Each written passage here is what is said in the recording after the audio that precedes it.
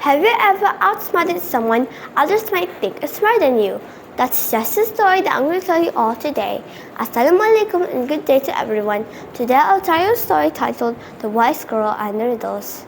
This story is about Ivan, a poor country man with an unbosomed soul. He lived in a small hut with a 7-year-old daughter. She was full of wisdom. For instance, when her dad complained he didn't have anything to eat, she would say, "Without effort, you won't even pull a fish out of a pond." Understanding her meaning, he would take his net down and catch fish. Ivan had one possession and that was of any value, and that was his mare. As Ivan did not have anyone to keep the mare, so she lived in the stable belongs to his neighbor. Now his neighbor was a rich widow known for being less than truthful.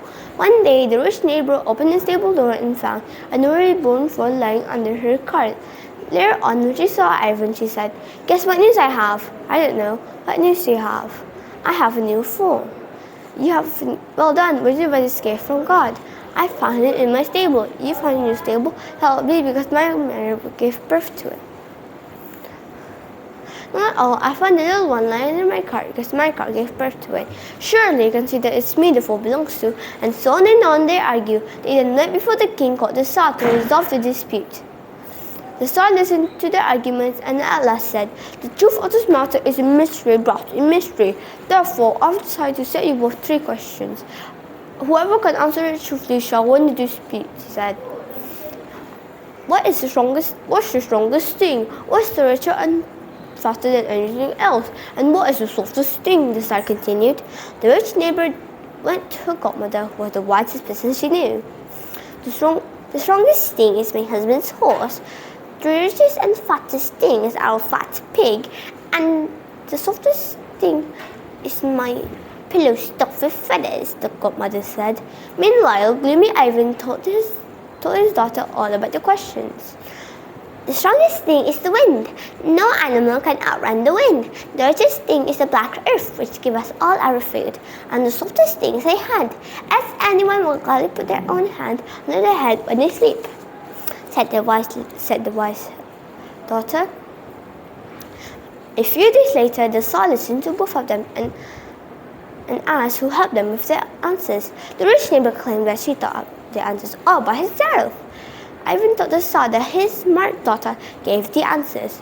"Well, if she's so smart, say some thread and ask her to weave a cotton handkerchief by the morning." Ivan bowed, then went home to tell his daughter what the Tsar had said. "No matter, Papa," said the clever girl. "Tomorrow I'll return to the Tsar and give him this twig of wood. Tell him if he can mix it into a loom in one night, then I shall use it to weave a cotton handkerchief in one night." The following day, Ivan did exactly what his little girl said. Then the Tsar decreed, "If your little girl is so clever, bring her to me tomorrow carrying a gift, but make sure she doesn't bring a gift." Ivan bowed deeply, but he was more puzzled than ever. "Don't worry, Papa," said the little girl. "I know what to do." And the next morning, Ivan brought his daughter to the Tsar. "And what gift have you not brought me?" asked the Tsar in a riddling way. Why, sir, I have brought you a gift of a quill," said the little girl, who uncrossed her hands and released the little bird that flew her up to the rest of the palace. "I see you follow instructions very carefully. You brought me a gift and make sure you didn't bring me a gift. Tell me, little girl, how do you live?" "Very well, sir," said the little girl. "Papa catches fishes that lives in the trees, and I pick blackberries that grow in the streams." "What riddle is this?" asked the Tsar. "What you say is impossible because fishes don't live in the trees and blackberries don't grow in the streams and carts don't give birth to foals," replied the wise little girl. The Tsar saw that the little girl was even cleverer than he thought. He then decided to invite the little girl and her father to stay in the palace.